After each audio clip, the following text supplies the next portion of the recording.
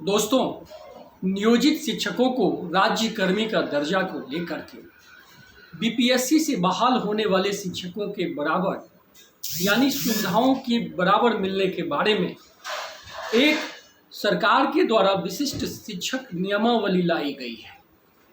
आज मैं उसके बारे में विस्तृत चर्चा करूंगा।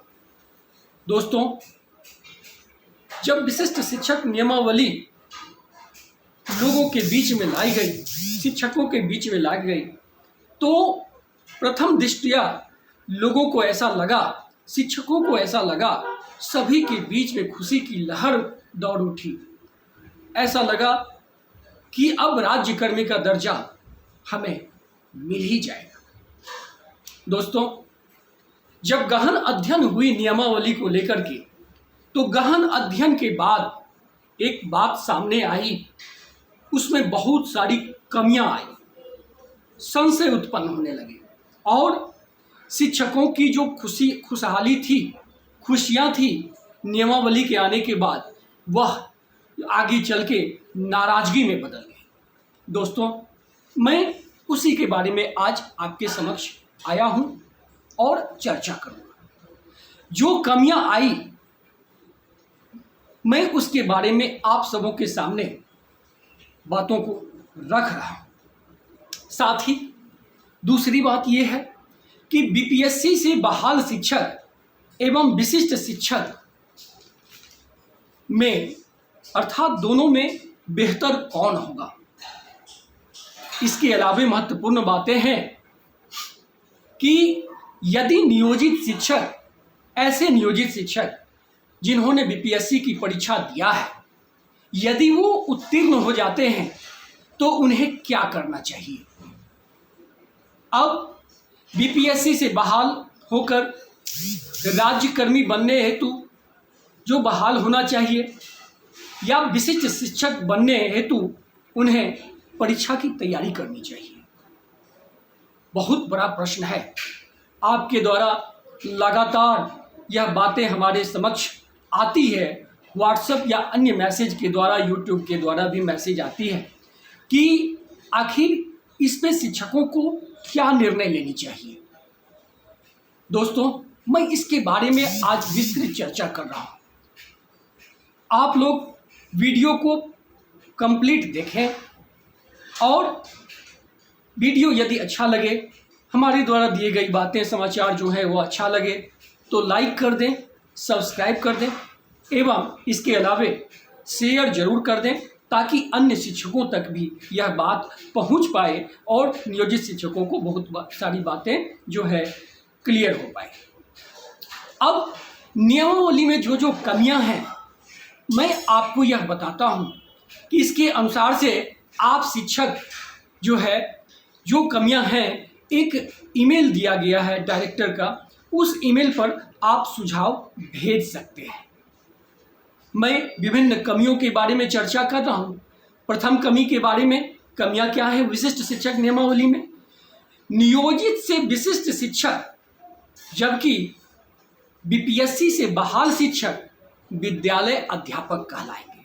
दोस्तों, विशिष्ट शिक्षक एक अपने आप में अलग तरह की शब्द है।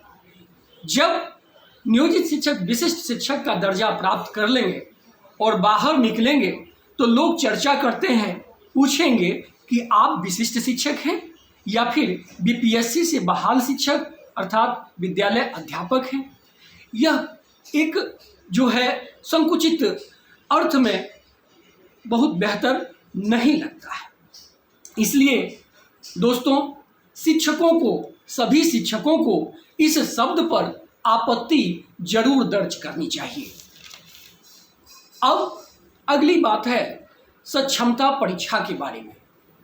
तो इसका नाम रखा गया है परीक्षा का सक्षमता परीक्षा, अर्थात आप इसके लिए सक्षम हैं अथवा नहीं है।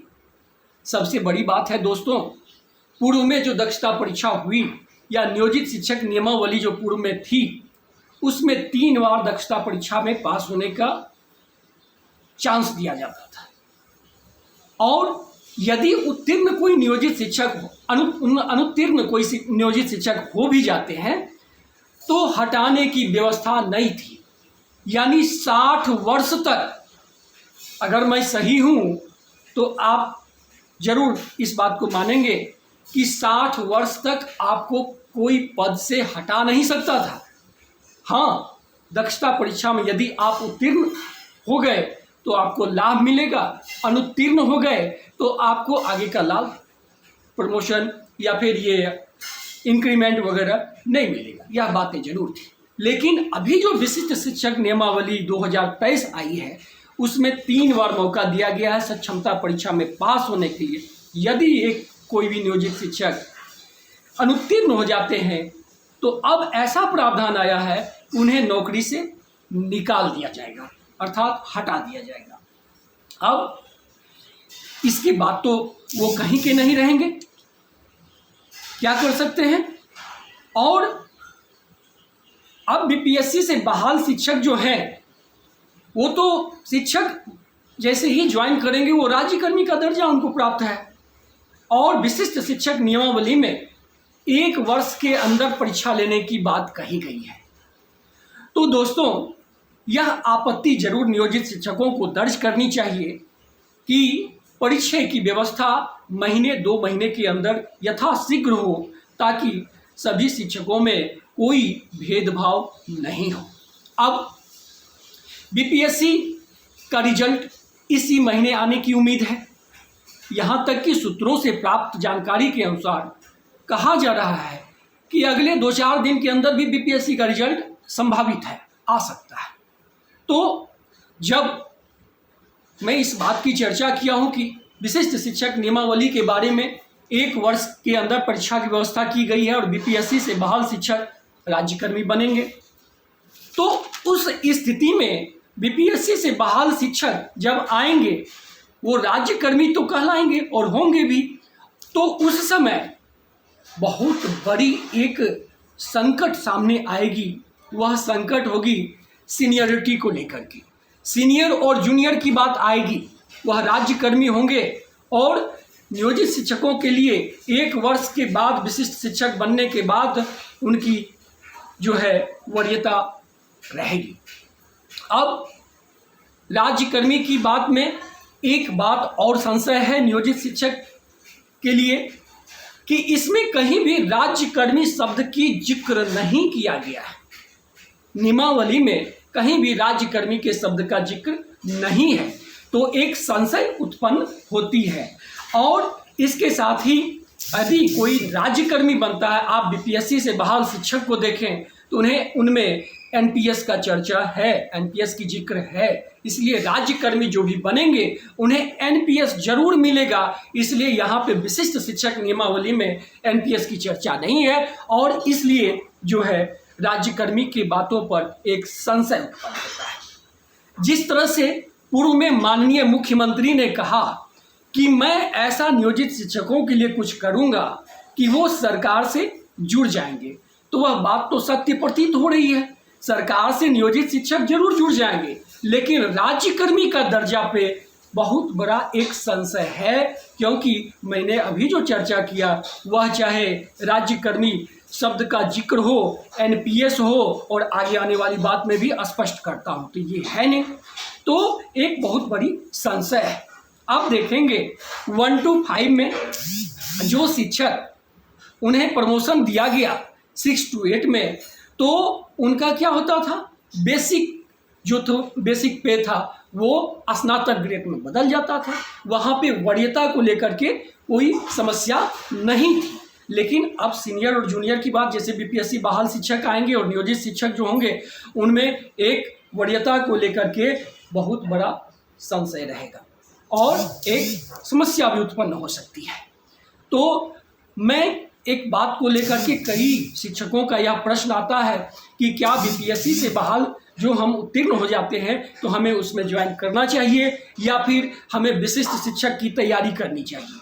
तो दोस्तों, यह बात जो है यह बहुत बड़ी बात है और इस नियमावली के तहत आप देखें तो जो 1 to 5 के शिक्षक हैं, यदि वो 6 to 8 की परीक्षा दिए हैं या ऐसे समझें कि 9 से 10 के टीचर जो माध्यमिक टीचर हैं, शिक्षक हैं, वो यदि इंटरमीडिएट शिक्षक बनने के लिए परीक्षा दिए हैं तो वो हमारे विचार से बीपीएससी में यदि उत्तीर्ण होते हैं तो उन्हें ज़रूर ज्वाइन करनी चाहिए। इससे आपको बेसिक पे में भी अंतर आता है, बढ़ोतरी भी होगी। लेकिन दोस्तों यदि 1 to 5 के शिक्षक 1 to 5 की परीक्षा दिए हैं और यदि उत्तीर्ण होते हैं तो उन्हें कोई लाभ नहीं होगा, नुकसान होगा। नुकसान क्या होगी? आपकी जो अनुभव का लाभ है वह 0 होगा। यदि आप ज्वाइन करते हैं तो आप विशिष्ट शिक्षक की ही तैयारी करें, सरकार से एक आपत्ति दर्ज करें, इसकी रेखांकन जल्दी किया जाए, एग्जामिनेशन जल्दी लिया जाए और आपकी अनुभव वरीयता भी बरकरार रहेगी। अब टाइम एंड प्रमोशन की बात की गई है तो दोस्तों टाइम एंड प्रमोशन में बीपीएससी से बहाल शिक्षक जो होंगे उनको किसी प्रकार का अनुभव नहीं होगा। नियोजित शिक्षक जो बीपीएससी से बहाल होकर के आएंगे आपके अनुभव को 0 कर दिया जाएगा। आप क्यों ना 8 वर्ष पूर्व, 15 वर्ष पूर्व, 16 वर्ष पूर्व से आप कार्य कर रहे हैं लेकिन आपको अनुभव का लाभ यहाँ नहीं दिया जाएगा। यह सबसे बड़ी दिक्कत है। राज्यकर्मी के लिए जो है एमएससीपी का लाभ मिलता है, 10 वर्ष 20 वर्ष इस तरह से मिलती है लाभ, लेकिन इसमें एमएससीपी की चर्चा कहीं नहीं है। जो कोई 8 वर्ष से पढ़ा रहे हैं, 16 वर्ष से पढ़ा रहे हैं, उनको ये लाभ नहीं मिलेगा। इसके अलावे जो है नियोजित शिक्षकों के लिए जो विशिष्ट शिक्षक बनेंगे उनको 8 वर्ष का अनुभव का लाभ तो मिलेगा, साथ ही साथ आप पूर्व से एक समस्या यहाँ पर ये है, यदि आप 16 वर्ष से काम कर रहे हैं तो आपको 2 प्रमोशन का लाभ नहीं मिलेगा, एक ही प्रमोशन का लाभ मिलेगा। यानी 8 वर्ष का जो अंतर रखा गया है वही एक प्रमोशन का लाभ आपको मिलेगा। तो इसको लेकर के एक आपत्ति दर्ज करनी चाहिए, क्योंकि कोई शिक्षक 10 वर्ष से हैं, 12 वर्ष से हैं, 16 वर्ष से हैं तो उन्हें भी और प्रमोशन का लाभ, प्रोन्नति का लाभ मिलनी चाहिए। तो ये एक बहुत बड़ी बातें हैं, इसको लेकर के आपत्ति दर्ज करनी चाहिए। दोस्तों सबसे बड़ी बात ये है कि राज्यकर्मी बनने को लेकर के जो है विशिष्ट शिक्षक शब्द पर आपत्ति निश्चित रूप से दर्ज करें और इसके साथ ही ग्रेच्युटी का लाभ, एनपीएस का लाभ और कई ऐसी एमएससीपी का लाभ, ऐसी कई महत्वपूर्ण बातें हैं जो आपत्ति दर्ज होनी चाहिए, सभी शिक्षकों के द्वारा होनी चाहिए आपत्ति दर्ज, ताकि सभी शिक्षकों को राज्यकर्मी का दर्जा मिले।